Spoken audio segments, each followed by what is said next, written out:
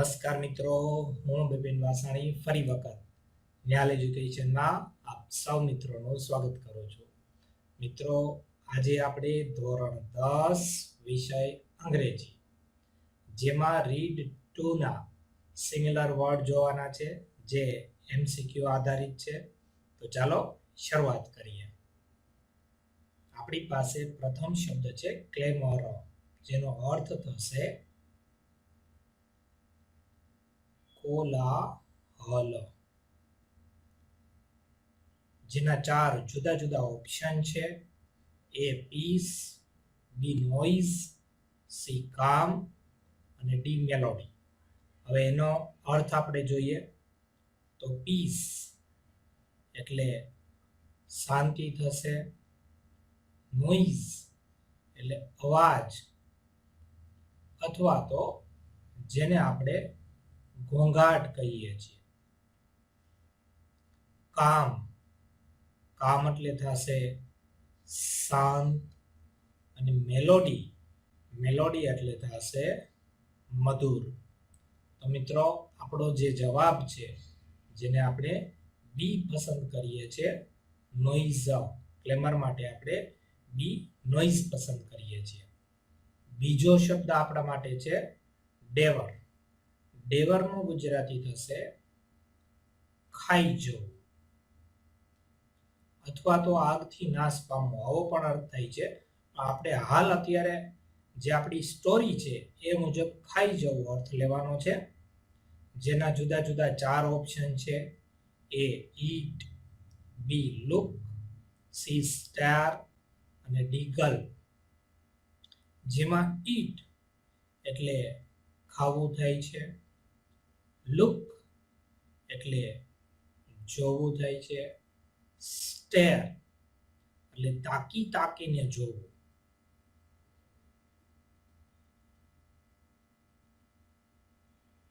અને ગલ્પ એટલે મોટો કોળિયાથી ખાવું.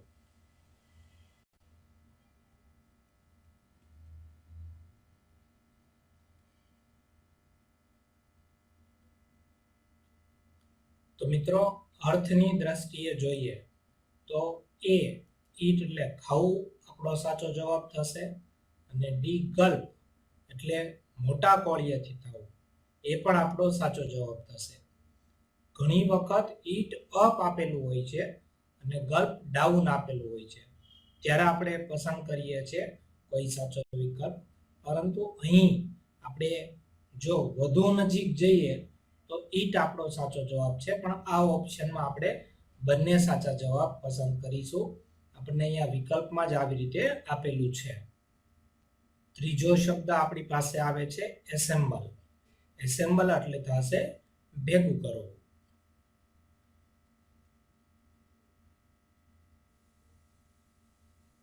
જેના જુદા જુદા 4 ઓપ્શન છે. એ રિકવર, બી કનેક્ટ, સી કલેક્ટ અને ડી ડિસ્પર્સ. તો જોઈએ મિત્રો, રિકવર એટલે પુનઃ પ્રાપ્ત કરવું, ફરીથી પ્રાપ્ત કરવું અથવા તો પુનઃ પ્રાપ્ત કરવું, જેને આપણે રિકવર કહીએ છીએ. કનેક્ટ, કનેક્ટનો અર્થ આપણે અહીંયા જોડવું એવો લેશું. કલેક્ટ, કલેક્ટ એટલે એકત્રિત કરવું અથવા તો એકઠું કરવું. અને ડિસ્પર્સ એટલે વિખેરી નાખવું.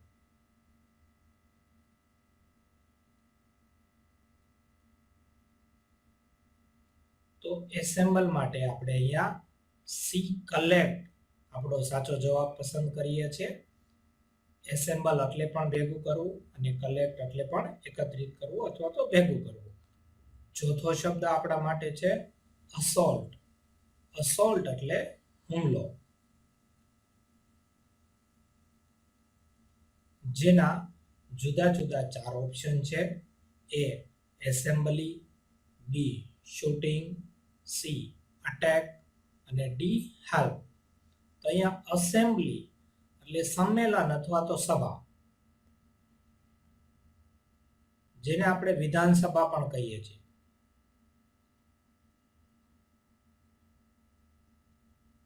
શૂટિંગ એટલે ગોળીબાર થાય, અને અટેક એટલે હુમલો કરવો અથવા તો પ્રહાર કરવો, અને હેલ્પ એટલે મદદ. તો મિત્રો, ચોથા પ્રશ્ન માટે આપણે સી અટેક આપણો સાચો જવાબ પસંદ કરીશું. આપણી પાસે પાંચમો પ્રશ્ન છે લિબરલી, જેના માટે જુદા જુદા 4 ઓપ્શન આપેલા છે. એ એક્સિડેન્ટલી, બી જનરસલી, સી સડનલી અને ડી સ્લોલી. તો જોઈએ, સૌપ્રથમ જે આપણો પ્રશ્ન છે તેનો અર્થ જોઈએ તો ઉદારતાપૂર્વક, આવો જેનો અર્થ થાય છે. પછી એક્સિડેન્ટલી એટલે જેને આપણે આકસ્મિક કહીએ છીએ. પછી જનરસલી એટલે ઉદારતાથી.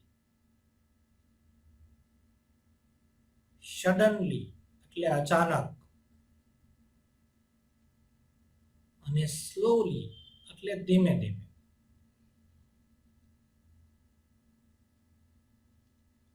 તો આપણે પાંચમા પ્રશ્ન માટે બી જનરસલી આપણો સાચો જવાબ પસંદ કરીએ છીએ. આપણી સામે છઠ્ઠો પ્રશ્ન છે ગ્રેબ. ગ્રેબ એટલે પડાવી લેવો.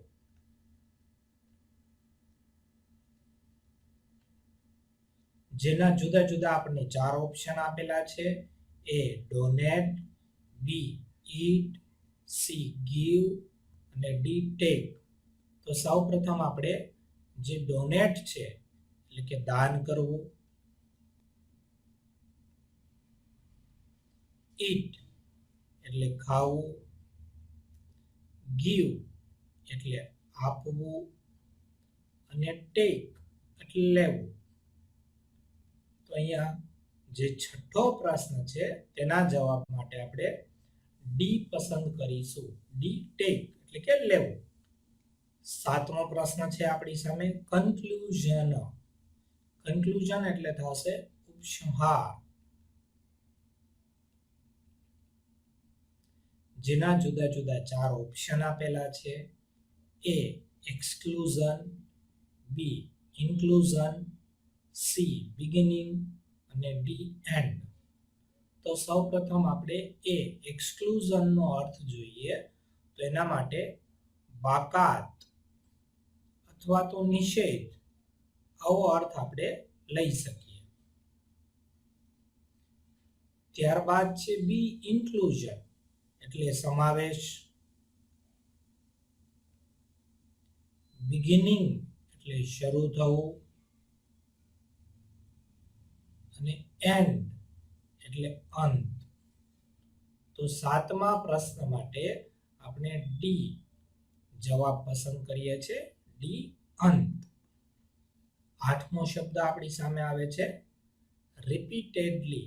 રિપીટેડલી નો અર્થ થશે વારંવાર.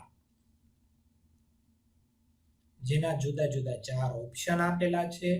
એ again and again, B never, C always અને ડી સમટાઇમ્સ. તો અગેન એન્ડ અગેન એટલે ફરીથી અથવા તો ફરીથી, આવું આપણે કંઈક લખી શકીએ. નેવર, નેવર એટલે કદી નહીં.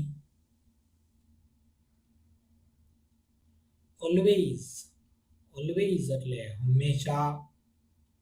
અને સમટાઇમ્સ એટલે કોઈક વાર. તો અહીંયા રિપીટેડલી એટલે વારંવાર છે, તો આપણે એ જવાબ પસંદ કરીશું. એ અગેન એન્ડ અગેન. નવમો પ્રશ્ન આપણા માટે છે મોબ. મોબ એટલે થશે ટોળું. જેના જુદા જુદા 4 ઓપ્શન આપેલા છે. A meeting, B group, C crowd, D unit. તો અહીંયા મીટિંગ જે છે એના માટે આપણે બેઠક અથવા તો સભા આવો શબ્દ લઈ શકીએ. ગ્રુપ માટે આપણે જૂથ લઈએ. ક્રાઉડ એટલે ટોળું અથવા તો ભીડ આવો શબ્દ લઈ શકીએ. અને યુનિટ એટલે એકમ. તો મિત્રો મોબ માટે આપણે સી ક્રાઉડ આપણો જવાબ પસંદ કરીશું. 10મો પ્રશ્ન આપણી સામે છે શોર્ટ નો અર્થ થશે પ્રકાર, જેના જુદા જુદા 4 ઓપ્શન છે. એ શોર્ટ, બી શૂટ, સી ટાઈપ અને ડી સોલ્વ. સૌપ્રથમ આપણે જોઈએ શોર્ટ એટલે બંદૂકની જે ગોળી છે જેને આપણે શોટ કહીએ છીએ. પછી શૂટિંગ તો ગોળી મારવી.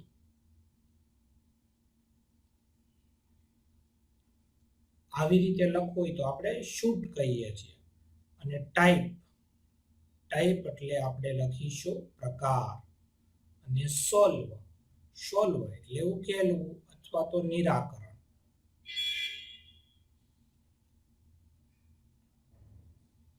તો અહીંયા આપણે 10મા પ્રશ્ન માટે સી આપણો ટાઈપ સાચો જવાબ પસંદ કરીશું. આપણી સામે 11મો પ્રશ્ન છે અટેમ્પ્ટ નો અર્થ થશે પ્રયાસ અથવા તો કોશિશ, જેના જુદા જુદા 4 ઓપ્શન છે. એ ટ્રાય, બી અસોલ્ટ, સી ફોલ્ટ અને ડી નોઇઝ. તો જોઈએ ટ્રાય એટલે પ્રયાસ કરવો અથવા તો પ્રયત્ન કરવો. અસોલ્ટ એટલે હુમલો, જે આગળ આવી ગયેલું છે. ફોલ્ટ એટલે ખામી અથવા તો દોષ. અને નોઇઝ એટલે ઘોંઘાટ અથવા તો અવાજ. તો અહીંયા 11મા પ્રશ્ન માટે એ ટ્રાય આપણે આપણા જવાબની પસંદગી કરીએ છીએ. 12મો પ્રશ્ન આપણી સામે આવે છે ટેરિફાઈડ નો અર્થ થશે ભયભીત અથવા જે ડરેલું હોય એને આપણે ટેરિફાઈ કરીએ છીએ. જેના જુદા જુદા 4 ઓપ્શન છે. એ વોર્ન, બી થ્રેટન્ડ, સી સરપ્રાઇઝ, ડી ફ્રાઇટન્ડ. તો જોઈએ વોર્ન નો અર્થ થશે ચેતવણી આપવી.